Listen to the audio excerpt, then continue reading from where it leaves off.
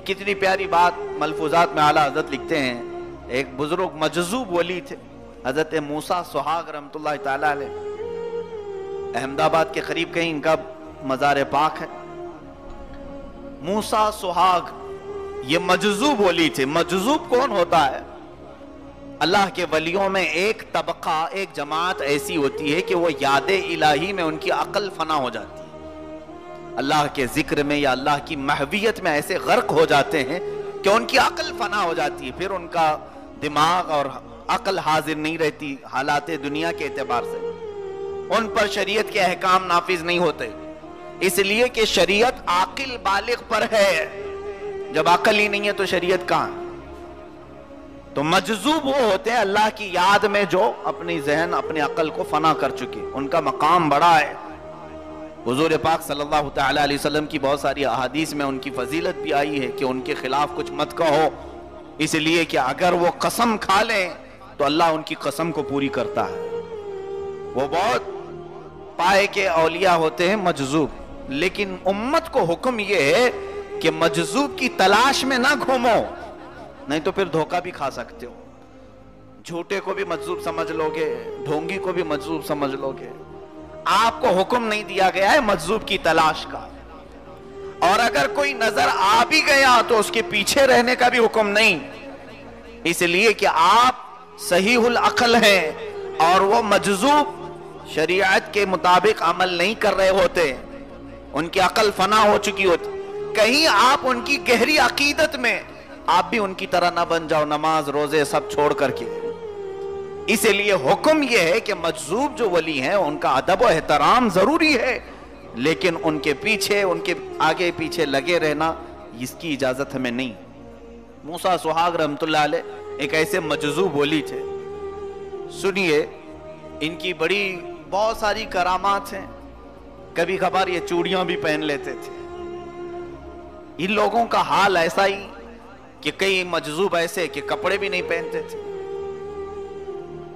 ان لوگوں کے حالات شریعت کے مطابق جس طرح سے ہم گزارتے نہیں ہوتے. بہرحال حضرت موسیٰ سہاگ رحمۃ اللہ تعالیٰ علیہ وہ ہیں کہ احمد آباد میں قحط سالی ہو گئی تھی، بارش نہیں آ رہی تھی.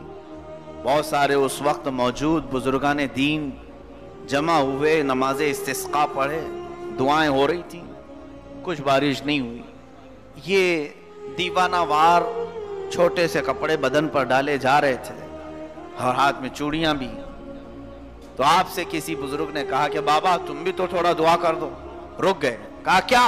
کہا بارش نہیں ہو رہی ہے. وہ آئے اور اس کے بعد اپنی یوں چوڑیوں کو ہلاتے ہوئے کہے کہ بارش برسا دے نہیں تو میں اپنا سہاگ توڑ دوں گا. ان کا لقب یہ سہاگ ہے. اسی وقت جھما جھم بارش شروع ہو گئی. ان کا وہ مقام ہے. اس بزرگ کے متعلق میں ایک بات بتا رہا ہوں. کبھی کبھار یہ کیا کرتے، ٹوپیاں لے کر کے آتے اور بیچنے کے لیے بیٹھ جاتے تھے. دن بھر ٹوپیاں بیچتے تھے اور جو کچھ بھی ملتا وہ لے جا کر کے اس کا کچھ لے کر کھا لیتے تھے. پورے دن بیٹھے رہے، ٹوپیاں خریدنے والا کوئی نہیں آیا. کوئی ٹوپی خریدنے والا نہیں آیا. شام کے وقت دل ان کا رونے لگا کہ آج میرا کیسے گزارا ہوگا. وہ ایسی ہی اپنی زبان سے بہت سارے جملے کہتے گئے اور اس کے بعد کہنے لگے کہ کیا حال ہو گیا دنیا کا کہ ایک ٹوپی نہیں خرید رہا کوئی. پھر ہاتف غیبی سے ندا آئی رب ذوالجلال کی طرف سے. یہ وہ آوازیں ہیں جو اہل بصیرت اور اہل دل سمجھ سکتے ہیں. موسیٰ سہاگ تیری ٹوپی آج میں خریدوں گا.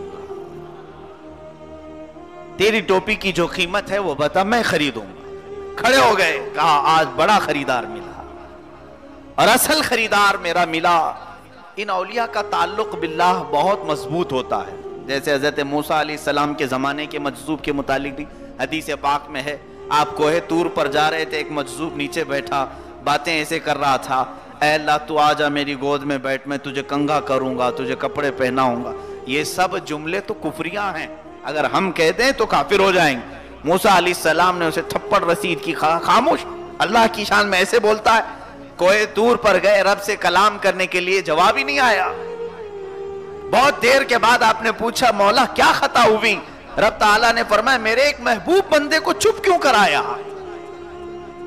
کہا وہ محبوب بندہ، کہا اس نے میری یاد میں اپنی عقل فنا کر دی، اب اس کی زبان سے جو بھی نکلتا ہے وہ مجھے پسند ہے، وہ مجذوب ہوتے ہیں۔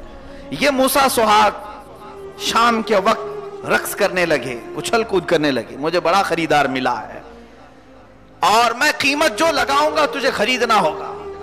اللہ اکبر۔ یہاں واقعات، کرامات، اولیاء کی بہت ساری چیزیں پڑھتے رہتے ہیں، ایک بالکل ڈیفرنٹ چیز، بالکل الگ چیز میں نے دیکھا۔ وہ موسیٰ سہاگ جنہوں نے اپنی عقل فنا کر دی، اس کے باوجود بھی عقل کہاں کو پہنچی جہاں ہم سب کی نہیں پہنچ سکتی۔ فرماتے ہیں اے رب میری ایک ٹوپی کی قیمت میں جو لگاؤں گا، رب تعالیٰ کی طرف سے ندا آئی بتا تیری قیمت کیا ہے؟ کہا میری قیمت یہ ہے کہ مجھے تو اتنا اونچا بنا دے کہ آسمانوں تک چلا جاؤں، اور اتنا چوڑا بنا دے کہ پوری دنیا میں پھیل جاؤں۔ مجھے اتنا بڑا بنا دے، اتنا چوڑا اور اتنا اونچا۔ دیوانہ وار باتیں۔ رب تعالیٰ کی طرف سے آواز آئی موسیٰ اس کس لیے یہ خواہش؟ سنو توجہ کے ساتھ مسلمانوں، فرماتے ہیں اے رب اس لیے کہ قیامت کے دن جب تو جہنم میں کسی کو ڈالے تو میں صرف اکیلا آؤں، میرے حبیب کی امت بچ جائے، تیرے نبی کی کوئی امت جا نہ سکے، صرف میں اکیلا سما جاؤں۔ مجذوب ہے، عقل فنا ہو چکی، لیکن یہ فکر امت مصطفیٰ صلی اللہ علیہ وسلم کی کہ اگر میرے ذریعے سے حضور کی امت بچ سکتی ہے تو بچ جائے، اور میں اس کے لیے کچھ بھی کرنے کو تیار ہوں۔ یہ فکر ہماری نہیں ہے آج ہم نے یہ سوچ رکھا ہے کوئی جاتا ہے تو جائے، گمراہ ہو رہا ہے تو گمراہ ہو جائے، بہکتا ہے تو بہک جائے، کچھ بھی کر لے، میرا کیا جا رہا ہے؟ یہ خیال مسلمانوں ہمارا نہیں۔ اللہ کے نبی صلی اللہ تعالی علیہ وسلم ایک جنازہ دیکھ کر رونے لگے، صحابہ نے فرمایا آقا یہ یہودی کا جنازہ ہے۔ اللہ کے رسول صلی اللہ علیہ وسلم کو یہ فکر کس بات کی تھی؟ فرماتے ہاں مجھے معلوم ہے وہ یہودی کا ہے، رو اس لیے رہا ہوں کہ اس کی زندگی میں اس تک پہنچ نہیں سکا، میں اس تک چلا گیا ہوتا تو شاید وہ ایمان لا کر آج جنت کی طرف جا رہا ہوتا۔ میرے عزیزو کہیں تو ہماری یہ فکر ہونی چاہیے کہ مجھ سے جتنا ہو سکے میں روک لوں، دوزخ میں جانے سے لوگوں کو بچا لوں۔ اور تمہارے متعلق اگر کوئی یہ فکر کرتا ہے تو وہ تمہارا سب سے بڑا محسن ہے۔